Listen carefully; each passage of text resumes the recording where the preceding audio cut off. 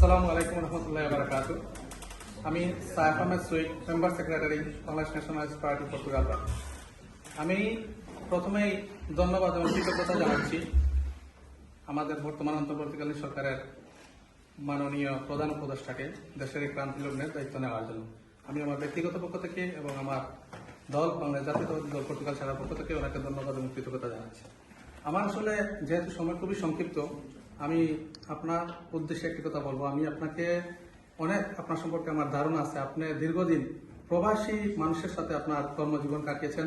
আপনি সাউথ আফ্রিকায় high commissioner হিসেবে দায়িত্ব পালন করেছেন, ইন্ডিয়াতেও ডেপুটি হাই কমিশনার হিসেবে দায়িত্ব পালন করেছেন। সুতরাং প্রবাসী মানুষ সম্পর্কে আপনার বেশ ধারণা আছে, কিভাবে আমরা প্রবাসে আমাদের জীবন অতিবাহিত করি, আমরা কিভাবে কষ্ট করে, যা ইতিমধ্যেই আপনি বলেছেন।